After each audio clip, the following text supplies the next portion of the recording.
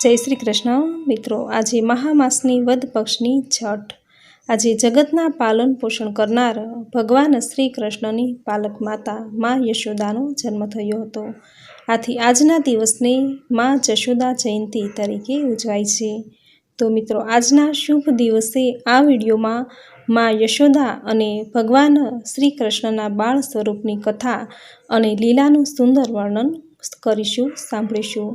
जो आपने आ कथा पसंद आवे तो विडियो ने लाइक शेर कॉमेंट करी, चैनल पर जो नवा छो तो चैनल सब्सक्राइब करी बाजू में बेल आइकन प्रेस करी देजो। धन्यवाद। एक दंतकथा एवी छे के माता जशोदाए तेमना आगळना जन्ममां भगवान विष्णुनी खूब तपस्या करी हती। विष्णुजी तेमनी तपस्याथी खूब प्रसन्न थया अने तेमणे वरदान मांगवा कह्युं। त्यारे माता जशोदाए कह्युं के मारी तपस्या त्यारे ज पूर्ण थशे ज्यारे तमे मने पुत्रना रूपमां प्राप्त थशो। त्यारे श्री हरिए कह्युं के ते माता देवकी अने वासुदेवना घरे जन्म लेशे, परंतु मातृत्वनुं सुख तो तमारी पासेथी ज मळशे। आ पछी समयनी साथे एवुं बन्युं के माता जशोदाए श्री कृष्णने मातृत्वनुं सुख आप्युं, तेमनुं पालन पोषण कर्युं अने भगवान श्री कृष्णने उछेरीने मोटा कर्या। आम आजनो दिवस ए भगवान श्री कृष्णनी माता जशोदाना जन्मदिवस तरीके उजववामां आवे छे। आ दिवसे माताओ पोताना बाळकोनी लांबी आयुष्य, आरोग्य, रक्षा अने सुखाकारी माटे आ दिवसे माता जशोदाना खोळामां बेठेल भगवान श्री कृष्णनी बाळ मूर्तिनी पूजा करवामां आवे छे। कहेवाय छे के आ दिवसे मां जशोदाना खोळामां बेसेल बाळकृष्णनी पूजा करवाथी मातानी दरेक मनोकामना पूर्ण थाय छे। तेमना संतानने लांबी आयुष्य, साરું आरोग्य साथे तेमना जीवनमां सुख वैभव प्राप्त थाय तेवा आशीर्वाद मळे छे। तेमना घर परिवारमां आनंद उल्लास हमेशा जळवाई रहे छे। निसंतान स्त्री जो आजना दिवसे मां जशोदाना खोळामां बेसेल भगवान श्री कृष्णनी बाळ स्वरूपनी पूजा करे तो तेने अवश्य संतान प्राप्ति थाय छे। आ दिवसे मां जशोदानी कथा सांभळवानो खूब महिमा छे, जे सांभळवा मात्रथी ज घर परिवार अने बाळकोने आयुष्य, निरोगी जीवन अने सुख समृद्धिना आशीर्वाद मळे छे। तो मित्रों, आजना आ विडियो में मां जशोदा अने भगवान श्री बाळकृष्णनी कथा सांभळशुं। जो आपने आ कथा पसंद आवे तो लाइक शेर कॉमेंट करी चैनल सब्सक्राइब जरूर करजो। तो कथा शुरू करिए। बोलो मां जशोदानी जय। श्री कृष्ण बाल मित्रों ने कहे छे कि मारे आजे बळदगाडानी लीला करवी छे एटले हूँ बंधायो छुं। बाळ मित्रों पूछे छे कि लाला बळदगाडानी लीला एटले शुं? कन्हैयो समजावे छे कि बळदगाडानी लीलामां हूँ बळद थईश अने खांडणियुं थशे गाडुं। हूँ खांडणियाने बळदगाडानी जेम खेंचीश। दामोदर श्री कृष्णे विचार कर्यो कि हूँ बंधनमां आवीश पण अनेक जीवोने बंधनमांथी मुक्त करीश। श्री कृष्ण खांडणियाने खेंचता खेंचता घरनी बहार रहेला यमलार्जुनना बे झाड पासे आव्या अने ते बे झाड वच्चे थईने निकळ्या। ते वखते खांडणियो आडो पड़ी बे झाड वच्चे फसाई गयो। श्री कृष्णे पेट पर बांधेला दोरडाथी तेने खेंच्यो एटले ते बे वृक्ष पड़ी गया अने तेमांथी बे तेजस्वी पुरुषो बहार आव्या। आ बे वृक्षो अगाउना जन्ममां कुबेરના बे पुत्रो नळकुबेर अने मणिग्रीव नामना यक्षो हता। नारदजीना शापथी तेओने वृक्ष तरीके अवतार थयेलो। परीक्षिते प्रश्न कर्यो के नारदजीए तेओने शा माटे शाप आपेलो, तेनी कथा विस्तारपूर्वक कहो। शुकदेवजी वर्णन करे छे के नारदजीए क्रोध करीने नहीं पण कृपा करीने शाप आप्यो हतो। कुबेर भंडारीना आ बे पुत्रोने बापनी बहु संपत्ति मळी एटले भान भूल्या छे।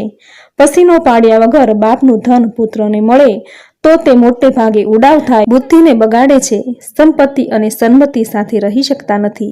संपत्तिना अतिरेकमां सद्वर्तन रहेतुं नथी अने अति संपत्तिथी अनेक दोषो आवे छे। बाणभट्टे कादंबरीमां लक्ष्मीथी केटला दोषो आवे छे तेनुं खूब सारुं वर्णन कर्युं छे। नळकुबेर अने मणिग्रीव पण बापनी संपत्तिना अतिरेकमां भान भूल्या अने खूब मदिरा पान करीने गंगा किनारे आव्या अने गंगाना पवित्र जळमां नग्न थईने युवान स्त्रीओ साथे जळविहार करवा लाग्या। तीर्थमां विलासी जाय तो ते तीर्थनी मर्यादानो भंग करे छे। महाप्रभुजीए दुखथी कह्युं छे के तीर्थमां विलासी लोको रहेवा आववा लाग्या एटले तीर्थमांथी देवो पलायन थई गया। देवर्षि नारद त्यांथी ते वखते पसार थता हता તેમણે આ દ્રશ્ય જોયું તેમને આ ઠીક લાગ્યું નહીં. નારદજીને જોયા પછી નળ કુબેર અને મણિગ્રીવે કપડાં પહેર્યા નહીં અને જળ વિહાર ચાલુ રાખ્યો. નારદજીને અતિ દુઃખ થયું. તે વિચારે છે કે કેવું સુંદર શરીર મળ્યું છે, છતાં તેનો કેવો દુરુપયોગ કરી રહ્યા છે. માનવ શરીર ભોગ માટે નહીં પણ ભગવાન માટે, ભગવાનની સેવા કરવા માટે મળ્યું છે. શરીર ભગવાનનું છે. આ શરીરની અંતે શું ગતિ થાય છે? પશુ પક્ષી ખાઈ જાય અથવા રાખનો ઢગલો થાય, પણ આનો કોઈ વિચાર કરતું નથી. લક્ષ્મીના મદમાં આ નાશવંત શરીરને લોકો અજર અમર માને છે અને બીજા પ્રાણીઓનો દ્રોહ કરે છે. આ અનિત્ય એવા શરીરથી નિત્ય એવા પરમેશ્વરને પ્રાપ્ત કરી શકાય છે. આ શરીર પરમાત્માના કાર્ય માટે છે. પ્રભુએ તે કૃપા કરીને આપ્યું છે, પણ મદમાં અંધ થયેલાઓને કોઈ ભાન. નારદજીને દુઃખ થયું અને દયા પણ આવી કે આ લોકોને સન્માર્ગે વાળું અને આશીર્વાદ જેવો શાપ આપ્યો કે તમે ઝાડ થશો. આ બંને યક્ષો મદથી આંધળા, સ્ત્રી લંપટ અને અજિતેન્દ્રિય બન્યા છે, માટે તેઓ સ્થાવરપણું પામવાને યોગ્ય છે. માટે તેવા ભોગીઓને ઝાડ તરીકે જન્મ મળે એવો શાપ આપ્યો. શાપ સાંભળી નળ કુબેર અને મણિગ્રીવને પશ્ચાતાપ થયો અને નારદજીને શરણે આવ્યા. નારદજીએ કૃપા કરીને તેમને ગોકુળમાં નંદ બાબાના ઘરના આંગણામાં ઝાડનો અવતાર થશે અને શ્રી કૃષ્ણના ચરણનો સ્પર્શ થતાં મુક્તિ થશે તેવા આશીર્વાદ પણ આપ્યા. ઉદ્ર જેવા મહાપુરુષ પણ વૃંદાવનમાં ઝાડ લતાનો અવતાર માગે છે, એટલે નારદજીનો આ શાપ નથી, તેને આશીર્વાદ જ ગણાય. તે નળકુબેર અને મણિગ્રીવ નંદ બાબાના આંગણામાં ઝાડ થયેલા ને શ્રી કૃષ્ણ ખાંડણીને ખેંચતા ખેંચતા આવ્યા, ત્યારે તેના ચરણનો સ્પર્શ થતાં તે ઝાડમાંથી બે પુરુષો બહાર આવ્યા. શ્રી કૃષ્ણે નળકુબેર અને મણિગ્રીવનો ઉદ્ધાર કર્યો.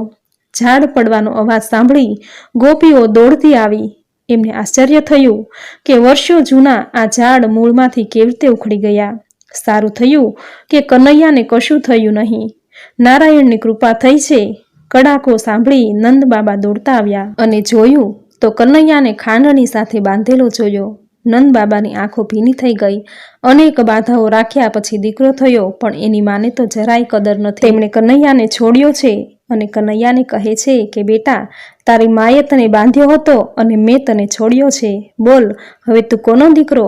કનૈયો કહે છે કે આજ સુધી હું માનો હતો, પણ આજથી હું તમારો દીકરો. પેલા રોજ જ્યારે નંદ બાબા કનૈયાને પૂછે કે લાલા તું કોનો દીકરો, ત્યારે કનૈયો કહે છે કે હું માનો દીકરો. પણ આજે જ્યારે લાલાએ કહ્યું કે હું તમારો દીકરો છું, એટલે નંદ બાબાને આનંદ થયો છે. નંદ બાબાની ઈચ્છા હતી કે લાલો એકવાર કહે કે હું તમારો દીકરો છું. તે ઈચ્છા આજે પૂર્ણ થઈ ગઈ. નંદજીએ જશોદાને ઠપકો આપ્યો કે તને વિવેક નથી, લાલાને કેમ બાંધ્યો?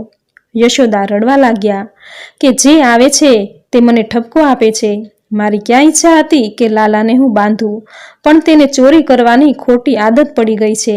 તે છોડાવી છે એટલે એને મેં પ્રેમથી બાંધ્યો હતો. હું તેની માં છું.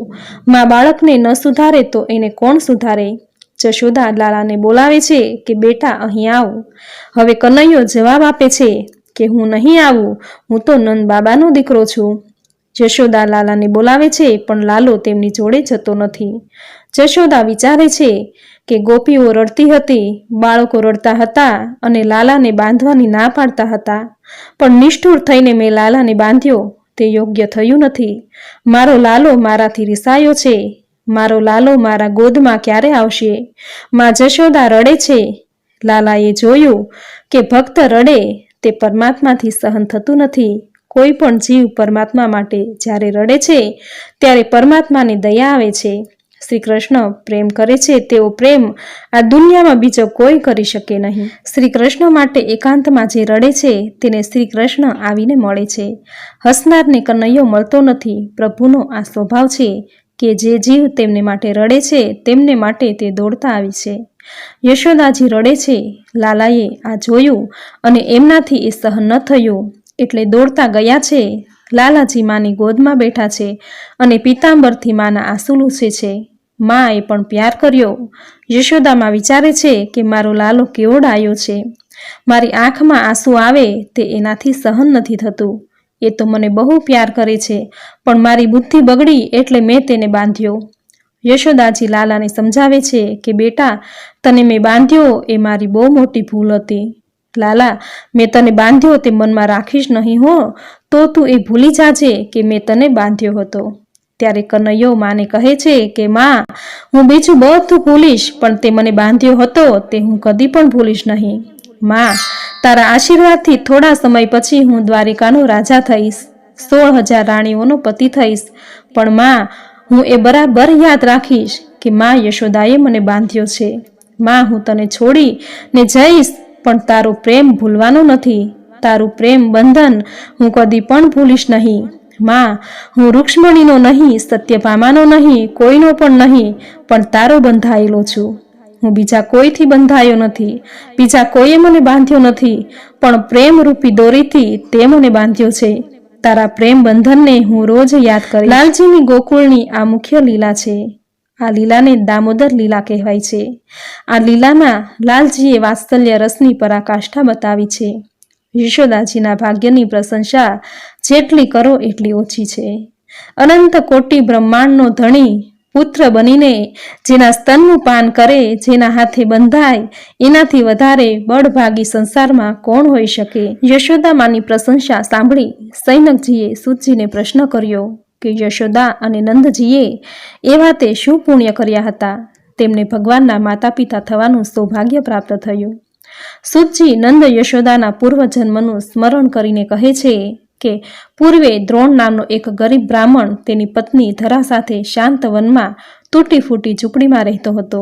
બંને ભગવત ભક્ત હતા. દ્રોણ સેવા પૂજા કરી ભિક્ષા માંગવા જતો અને ભિક્ષામાં જે કંઈ આવતું તેની ધરા દેવી રસોઈ બનાવતા. અતિથિ અભ્યાગતને જમાડી પછી પતિને જમાડી જે કંઈ વધે તે ધરા દેવી જમતા. કાંઈ પણ ના વધે તો પાણી પીને સંતોષ માનતા. તેમને કોઈ સંતાન ન હતું.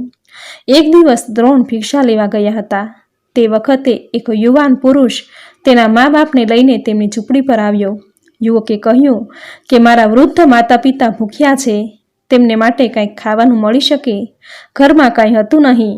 એટલે ધરા દેવીએ તે યુવકને કહ્યું કે મારા પતિ ભિક્ષા લેવા ગયા છે, તમે વિશ્રામ કરો, તે આવશે એટલે હું તમને જમાડીશ.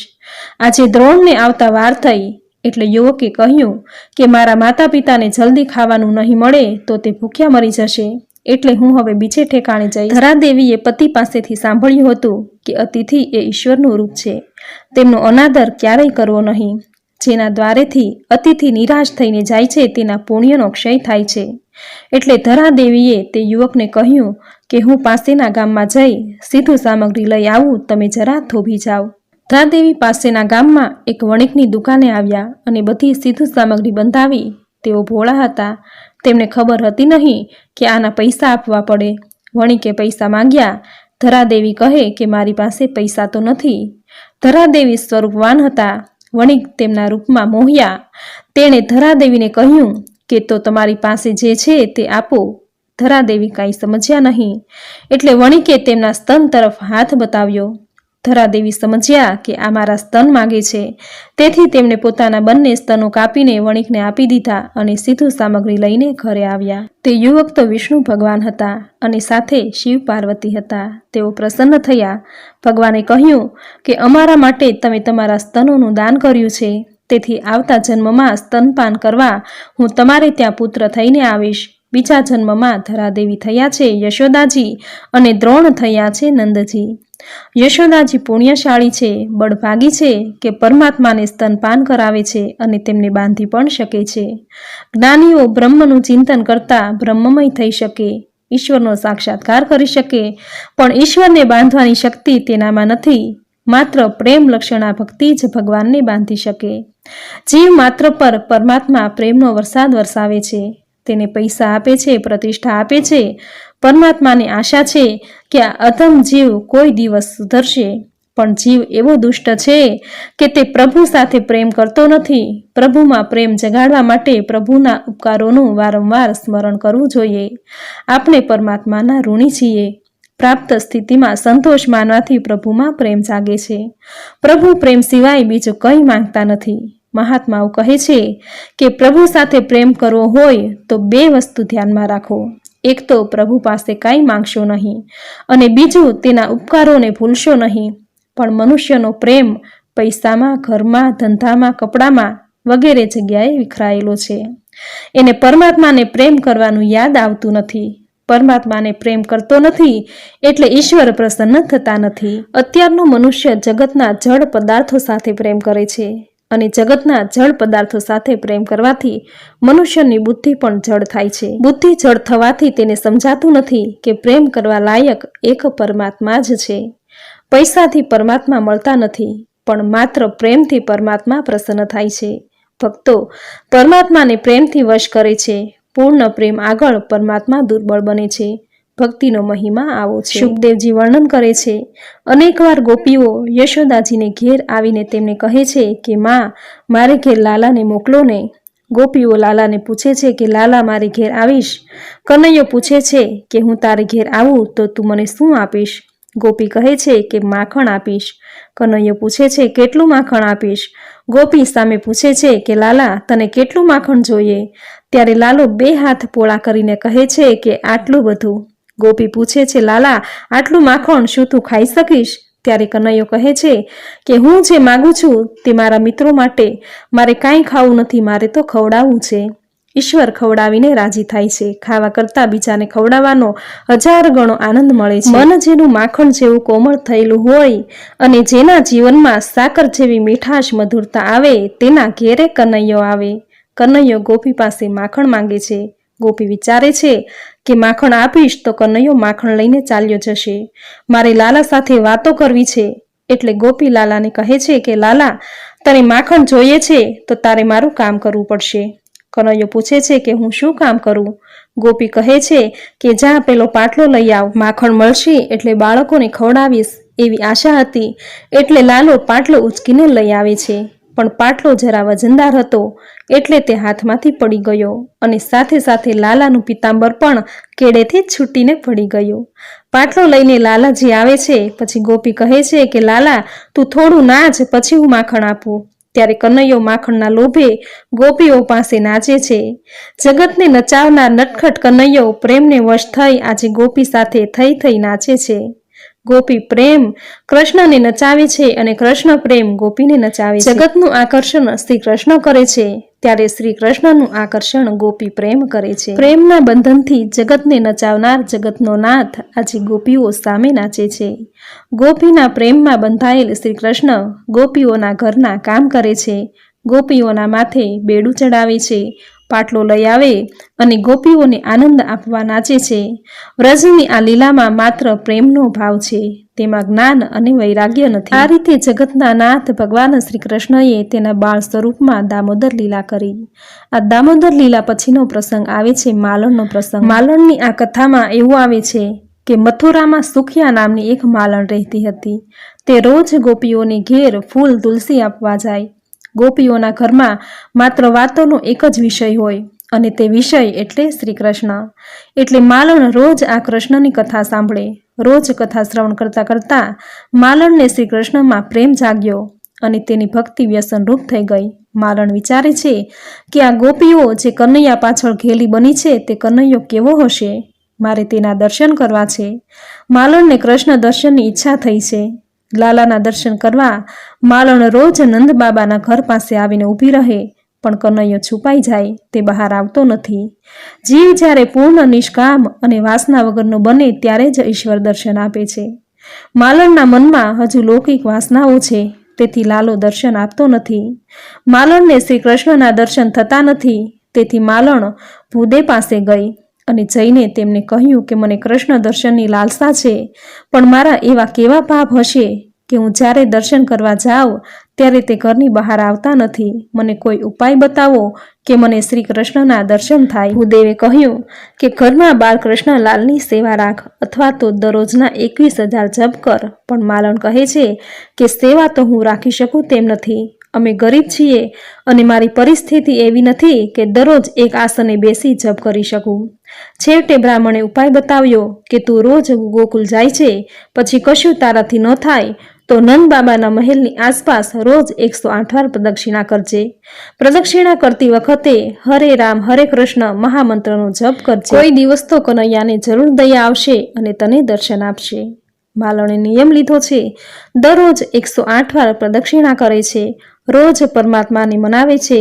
કૃષ્ણ વિરહ હવે સહન થતો નથી. એક દિવસ નિશ્ચય કરીને આવી છે કે આજે કનૈયાના દર્શન ના થાય તો ઘરે જવું જ નથી. દર્શન કર્યા વગર નંદ બાબાનું આંગણું છોડવું નથી. આજે ફળો લઈને આવી છે અને ફળ લ્યો એમ બૂમ મારે છે. વિચારે છે કે કદાચ ફળ લેવાને બહાને કનૈયો બહાર આવે.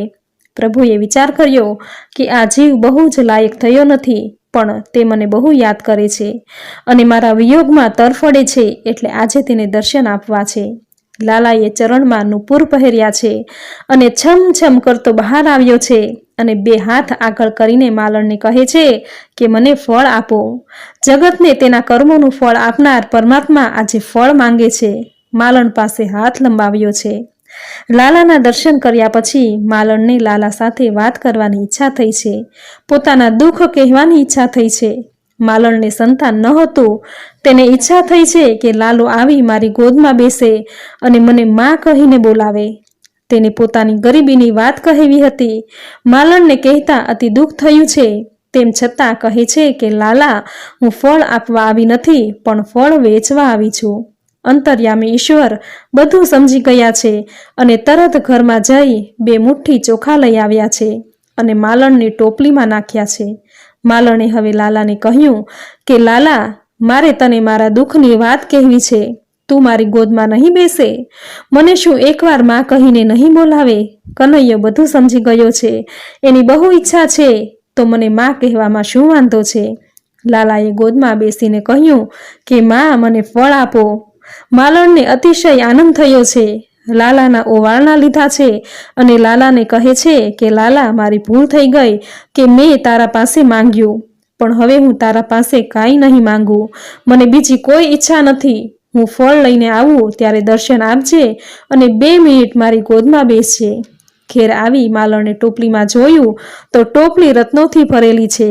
લાલાએ તેની ગરીબીની વાત પણ યાદ રાખેલી.